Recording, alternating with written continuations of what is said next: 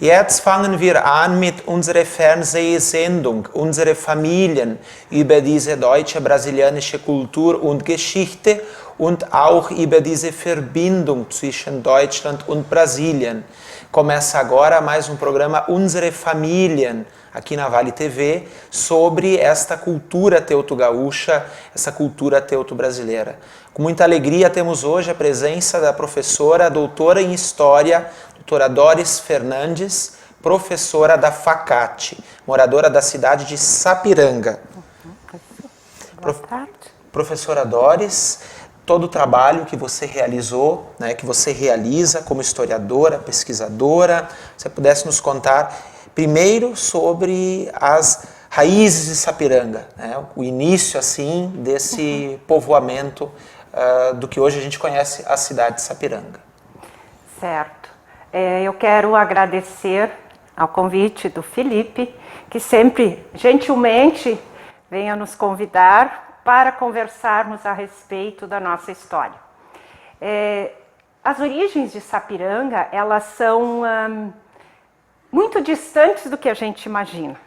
Sapiranga tem muito mais de 200 anos de história, como toda a região, né, o Vale dos Sinos como um todo.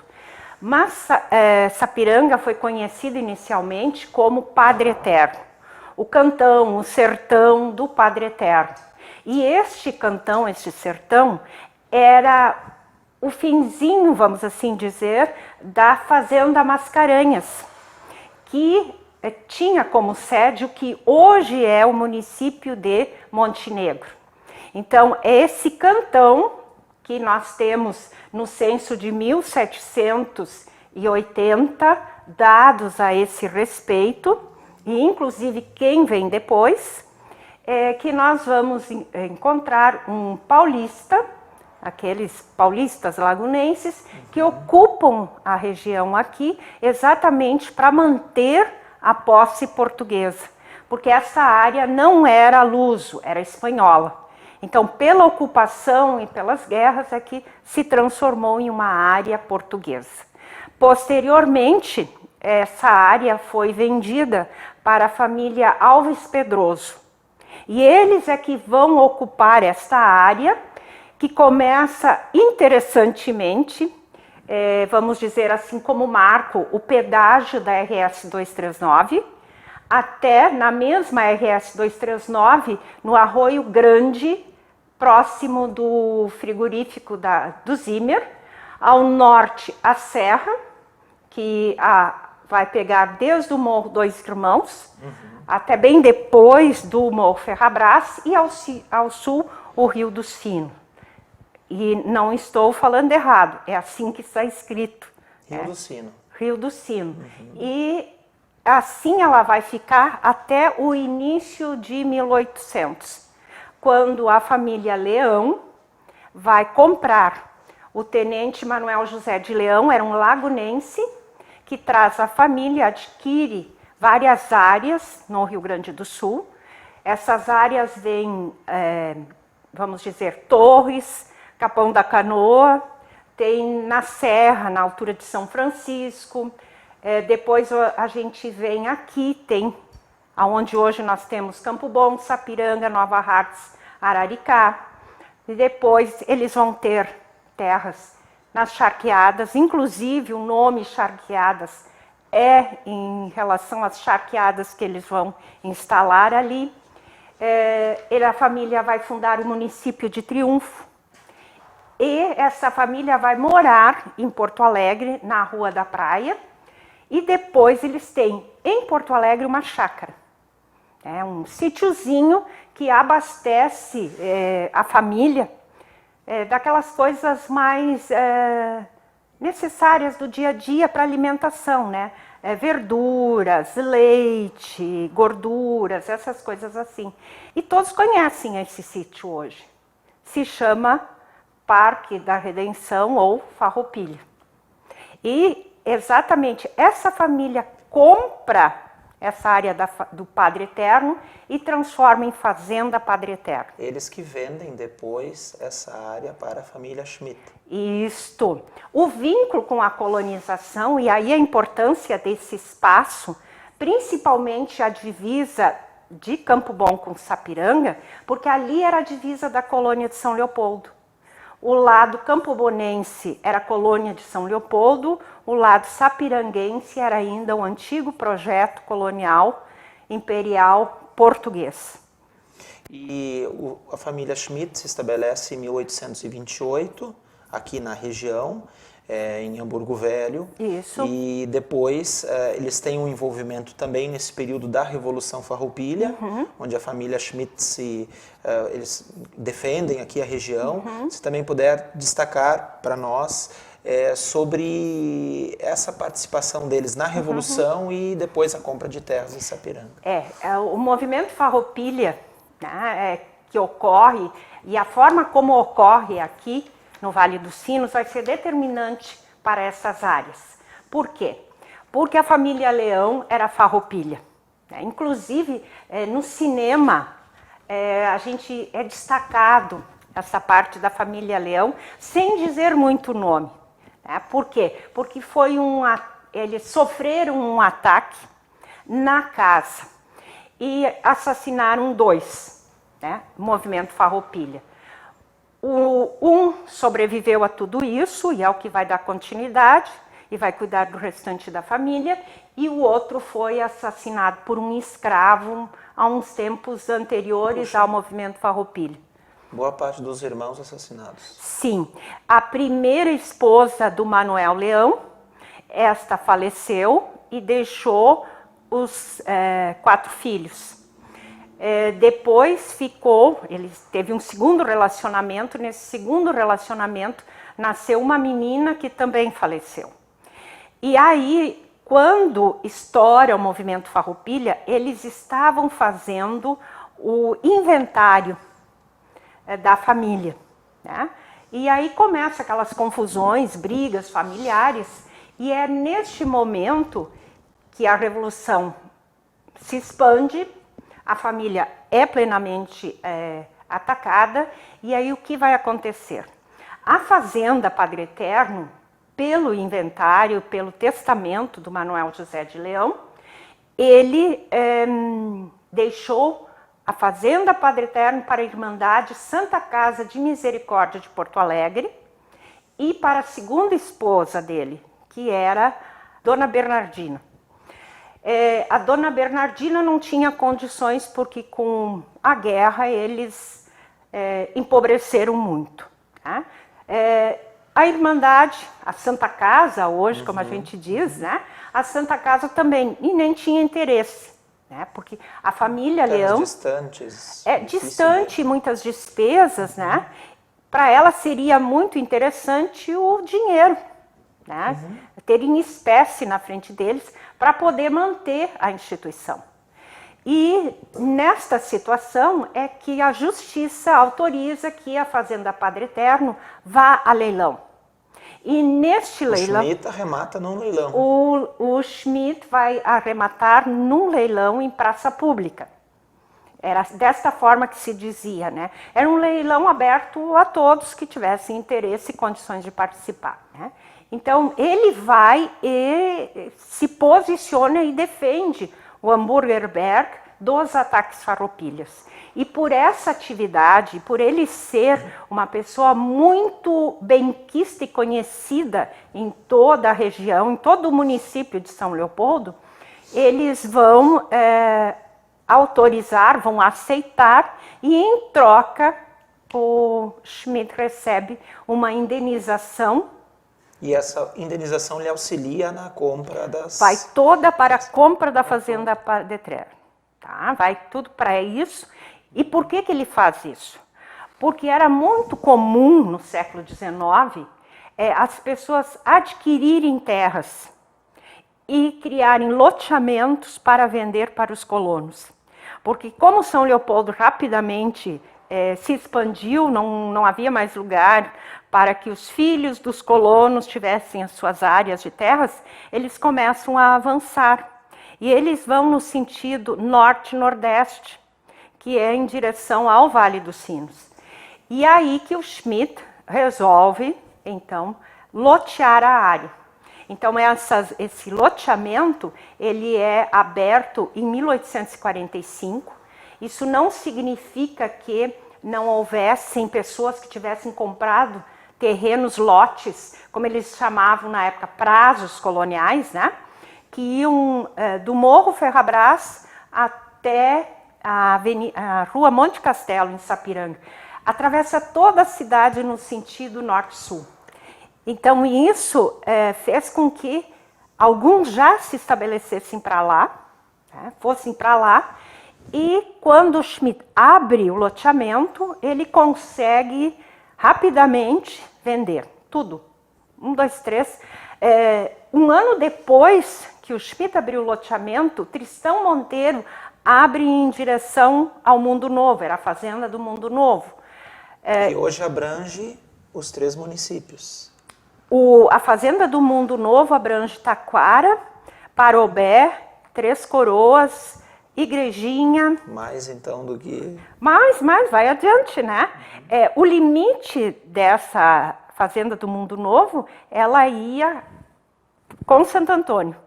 Mas então, aí o Schmidt abre o Tristão Monteiro também. Mas o Schmidt, em 1 ano, já havia vendido... Não é 1 ano, leva mais um pouco de tempo. Em termos assim, ó, nós vamos, pelo que eu tenho dos dados, em 5 anos não tinha mais o que vender. E aí o Schmidt foi muito esperto, né? Ele subiu o morro e ocupou toda a área que hoje as pessoas conhecem como São Jacó, Foi Bela ocupada, Rua. não foi comprada? Não, foi ocupada. E aí vem outro detalhe, né? Que o ocupada, na época, como não havia uma legislação às claras, a Lei de Terras de 1850, que cria no Brasil a propriedade privada, ela levou mais 4 anos para ser organizada, né, regulamentada. E neste tempo, o Schmidt já tinha invadido o norte, subiu o morro, tá? Também subiu um pouco no Arroio da Bica, e ali ele ocupa e faz mais um loteamento. Quando ele quer lotear o lado que está o Campo Bom, ele vai encontrar muitas dificuldades. E dificuldades que a família Leão anteriormente já sentia, que era a invasão de terras por parte de colonos alemães. Sim, assim como ele invade terras, outras famílias invadem terras dele na divisa ali do que hoje é a região de das 4 colônias. Isso, 4 colônias. E que está balizada, muito claro, se eu levar em consideração a ERS 239, que é a área do pedágio, porque debaixo do pedágio passa o Arroio das Pedras, que hoje é conhecido como Arroio Schmidt, e forma o valão, o parque do Campo Bom. Tá? Então, ali era uma divisa. E esta área, até o posto da Polícia Rodoviária em Sapiranga, aquela área em direção ao Rio dos Sinos, era a área que pertencia à Fazenda Padre Eterno. Aí, o Schmidt, quando se deu conta dessa situação toda, ele entra na justiça, aí vem colonos, tá? Tanto do São Leopoldo, que é o caso do Campo Bom, quanto de quem ocupou as 4 colônias, quanto quem morava nos loteamentos do Ferrabras. Tá? E isto fez com que houvesse um problema muito sério e que vai se destacar e vai fazer com que von Eichmann, que foi o representante alemão, né, da Prússia na época, viesse. Em 1849 para cá. Ele vem e conversa com esses colonos que estão no processo. Tá? Colonos que haviam comprado terras. Quando eles estavam no finalzinho do pagamento, o que aconteceu? aparecia um outro proprietário, aí eles iam conversando, discutindo, mas eu tenho um papia, e o outro dizia, eu também tenho um papia, e eles entravam na justiça, porque o colono alemão era assim. Ele podia fazer essas invasões, mas ele procurava sempre regulamentar, né, e seguir o que a lei, né, prescrevia. Então eles vão à justiça para resolver, e daí o que eles chegavam à conclusão? O que chegou primeiro, que teve todo o trabalho de organizar o lote, né, desmatamento, fez roçadas, né, tem criação, tem toda a construção do espaço ali, imóvel, né, casa, estrebaria, silos. Este colono tem que sair. O que ele pagou ficou perdido. E ainda por cima, ao entregar as terras, ele vai ter que indenizar, porque ele desmatou mato nativo. Sim, mas aí nós estamos falando, a gente está falando justamente das pessoas que compraram as terras do Schmidt, né? Não das pessoas que invadiram as terras dele. Os dois estão juntos aqui, porque eles se unem, tá? E formam o maior processo da região colonial, que é a questão da Fazenda Padre Eterno, e que vai parar na Alemanha. E é um dos fatores da suspensão da vinda de alemães para o Rio Grande do Sul. Né? Foi muito decisivo isso, né? Porque von Eichmann ele vai tanto na justiça verificar o andamento do processo, quanto vai conversar com os colonos. Né? E muitos desses colonos que acabam perdendo o investimento que fizeram, são os que vão para o movimento Mucker depois. Sim, porque isso também cria um conflito social, né? Um conflito social que acaba depois de alguns anos num desfecho né, muito grande, que é o próprio desfecho do movimento Mucker. Né? Agora, você também puder nos destacar, já que você já coloca a questão dos Mucker, bem, a Jacobina, o marido, ele de São José do Hortêncio, ela de Hamburger Berg, esse início das atividades deles, né, do casal Maurer, no Morro Ferrabras. Bem, a situação do movimento Mucker, assim, no geral, eu vou deixar um pouco de lado a questão puramente jacobina. Tá? Eu vou tentar mostrar para vocês como foi o movimento do grupo, né, comunitário. Lógico, começa pelo casal. Né? O Maurer conhece os irmãos de Jacobina no exército, depois quando eles saem, eles voltam aqui para a região, e havia uma intensa comunicação entre São José do Hortêncio com Hamburger Berg. Tá? Esse caminho, não existia aquele caminho que hoje nós conhecemos, Novo Hamburgo, Sapiranga, Porto Alegre. Tá? Era um caminho diferente. Se ia por trilhas, né, aquelas estradas de chão batido, se ia do Hamburger Berg para São José do Hortêncio. Então havia muita comunicação. Então pessoas de lá vinham para cá comercializar os seus produtos, fazer compras, assim como o pessoal do Hamburger Berg tinha parentes e assim. E nessa relação, né, nessa rede social que se cria, é que o Maurer vem para o Hamburger Berg e acaba se namorando com a Jacobina, e após isso eles moram um tempo com a mãe da Jacobina, mas em função de problemas familiares, e quem não tem, né? Sim. Ainda mais início de casado, né? Então aquilo levou a que Jacobina fizesse uso da herança que ela tinha recebido do pai. Porque o pai, essa família, ela não era pobre. Tá? Ela não era pobre. Eles tinham bens. Inclusive, a Jacobina vende os terrenos que ela tinha na colônia do Mundo Novo. Então, com esse capital, se assim dá para se dizer, é que ela vai adquirir um lote na Fazenda Padre Eterno. O capital da família dela, ou da herança da da herança dela. Então, eles compram, né, esse prazo colonial. E é interessante que hoje nós podemos localizar qual é esse prazo pelo arroio que passa, que nasce bem próximo da casa, onde vai ser a casa da Jacobina, e vai atravessando todo o prazo colonial, até chegar no arroio Sapiranga e seguir para o Rio dos Sinos.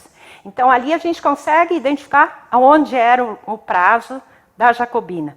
2 prazos além era do irmão da Jacobina, que é conhecido como o Mucabon. Tá? É bem assim que o pessoal diz, né? O Mucabon.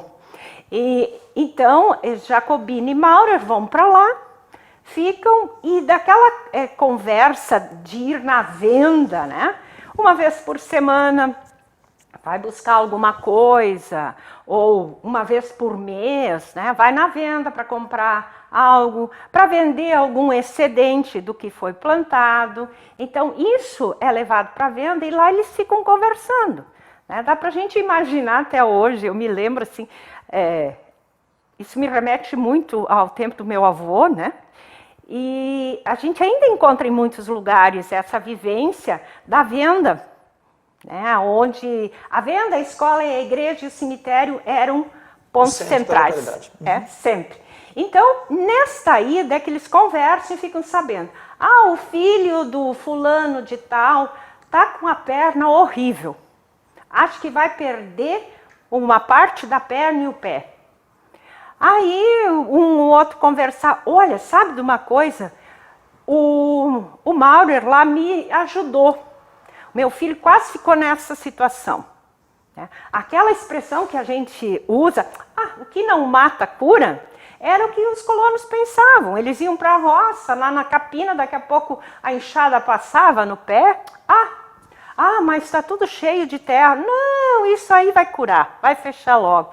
E muitas vezes gangrenava. Então, o que o Maurer começou a fazer era muito simples. O que ele fazia? Pegava essas pessoas que iam lá pedir ajuda e fazia uma boa asepsia. Lavava com água e sabão, né? Botava, eu sempre gosto de dizer o exemplo, né? De uma rodela de cebola, aí enrolava num pano, amarrava aquilo, daqui a umas 3, 4 horas fazia de novo, e aquilo ia limpando o ferimento e ficava bom.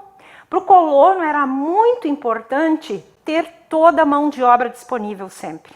Porque, lembram, eles não têm o trabalhador extra. Eles não usam escravos. O que vem, o pago, o trabalhador pago, é aquele que vem para determinadas especialidades. Então, isso vai fazer com que cada familiar que adoecer vai ser um problema muito sério. Tem outra situação. Por exemplo, vem o colono com a mulher doente.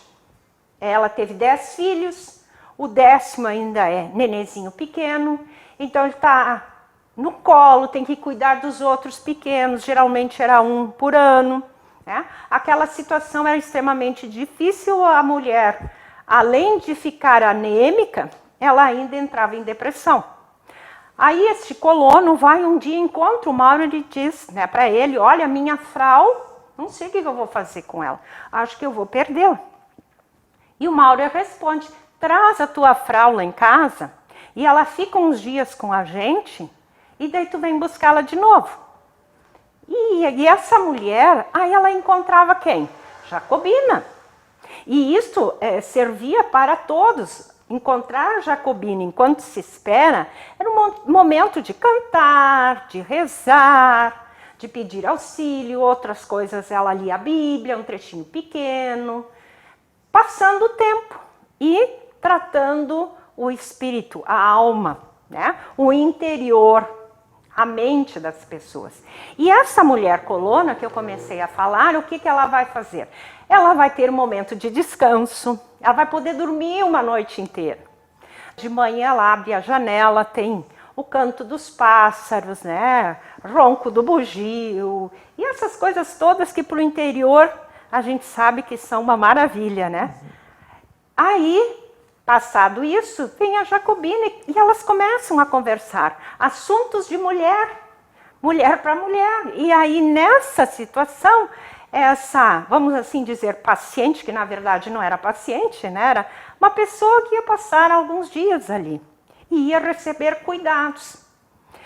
Quando o marido voltava, a mulher era nova, né? E ele ficava muito grato aos Maurer, porque tinham recuperado a mulher. E era necessário, porque, gente, a mulher era a primeira que levantava de manhã na casa e era a última que ia deitar. Então, ela tinha um ritmo de trabalho muito intenso. E isso fez com que ela acabasse se recuperando simplesmente ao descansar. Sabe-se lá 5 dias, 4 dias, né? E o colono ficava agradecido e, ao invés de levar aquele excedente de alimentação, de produção, ele levava para os Maurer. E a fama também espalha-se muito rapidamente. Então, os Maurer, eles vão sobreviver ou vão viver com o trabalho da vizinhança de quem vai lá e lhes dá algo em troca. Então, é por isso que os Maurer vão conseguir atender a quantidade de pessoas e continuar vivendo muito bem. Obrigado, professora Doris, pela sua participação conosco, por dividir essas histórias, né, de Sapiranga, da colonização, das dificuldades com as terras e depois do movimento Mucker. Certamente nós estaremos juntos em próximos episódios, onde poderemos continuar, né, esta difícil e ao mesmo tempo bonita história. Então, a vocês todos que nos acompanham, podem continuar nos acompanhando através do canal 14 da NET, através do YouTube e do Facebook.